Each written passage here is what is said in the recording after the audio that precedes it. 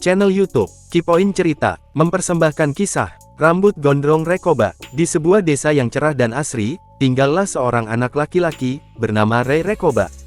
Rekoba anak yang ceria, suka bermain bola, dan senang berpetualang bersama teman-temannya. Tetapi ada satu hal yang membuat ibu dan ayahnya sering menggeleng-geleng kepala. Rambut Rekoba sudah panjang dan tidak rapi. Setiap pagi, saat ibu menyisir rambut Rekoba, sisirnya sering tersangkut. "Aduh, Rekoba, rambutmu sudah terlalu panjang. Yuk, kita potong sedikit saja supaya rapi," kata ibu dengan lembut. "Ah, tidak mau, Bu. Rekoba mau seperti pemain bola idola Rekoba. Rambutnya keren," jawab Rekoba sambil berlari keluar rumah. "Tapi Rekoba suka yang ini, Ibu," katanya sambil mengibaskan rambutnya. Hari demi hari berganti. Rambut Rekoba semakin panjang. Poni menutupi matanya, bagian belakangnya menyentuh leher, dan sampingnya terlihat berantakan. Suatu pagi, sekolah Rekoba mengadakan upacara bendera. Semua murid harus berbaris rapi. Bu guru memperhatikan satu persatu muridnya. Ketika sampai di dekat Rekoba, bu guru tersenyum tipis. "Rekoba, kenapa rambutmu panjang sekali? Kamu jadi tidak terlihat rapi. Besok tolong dirapikan ya." Teman-temannya mulai berbisik. Rekoba seperti singa. "Iya, rambutnya kemana-mana." Rekoba tertawa, tapi sebenarnya ia sedikit malu. Namun ia tetap tidak mau memotong rambutnya. Beberapa hari kemudian, kejadian yang tidak menyenangkan terjadi. Saat sedang bermain bola di lapangan, Rekoba berlari mengejar bola. Angin bertiup cukup kencang. Rambutnya yang panjang menutupi matanya. "Oper ke sini," teriak temannya. Rekoba berusaha melihat, tapi rambutnya masuk ke mata. Ia tidak bisa melihat bola dengan jelas. Tiba-tiba terjatuh. Rekoba tersandung dan jatuh terguling. Lututnya sedikit tergores. "Aduh," Rekoba meringis. Teman-temannya membantu berdiri. "Makanya, rambutmu kepanjangan, Ray. Jadi tidak kelihatan," kata Bima. Rekoba mulai merasa kesal, bukan pada temannya, tapi pada rambutnya sendiri. Belum selesai sampai di situ. Sore harinya, cuaca sangat panas. Rekoba berkeringat banyak. Rambutnya yang tebal dan panjang membuat kepalanya terasa gerah dan gatal. Ia terus menggaruk-garuk kepala. Mungkin cuma karena panas, pikirnya.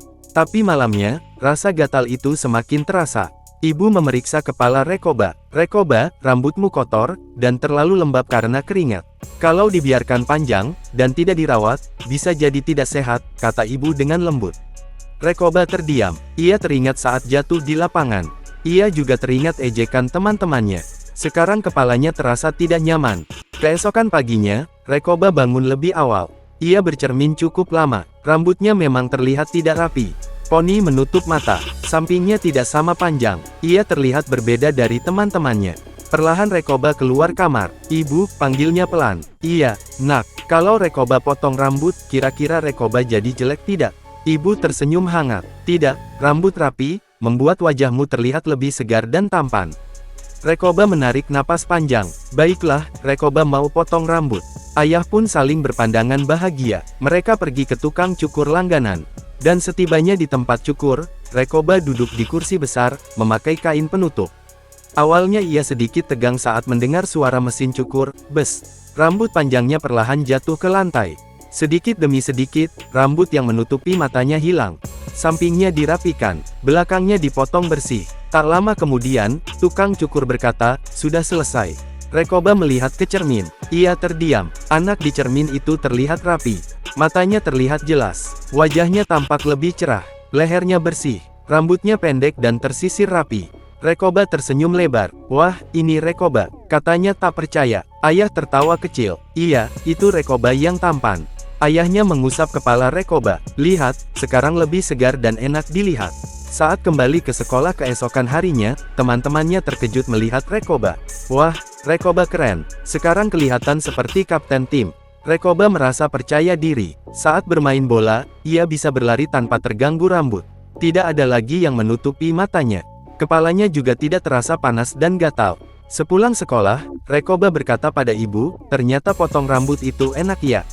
Ibu tersenyum. "Kadang kita baru mengerti setelah merasakannya sendiri." Sejak saat itu, Rekoba tetap boleh memilih gaya rambut yang ia suka. Tetapi ia selalu memastikan, rambutnya rapi, bersih, dan tidak terlalu panjang. Karena Rekoba belajar satu hal penting. Menjadi keren itu bukan tentang mengikuti gaya saja, tetapi juga tentang menjaga kebersihan dan kerapian diri. Dan setiap kali bercermin, Rekoba selalu tersenyum bangga, melihat rambutnya yang rapi dan wajahnya yang tampan.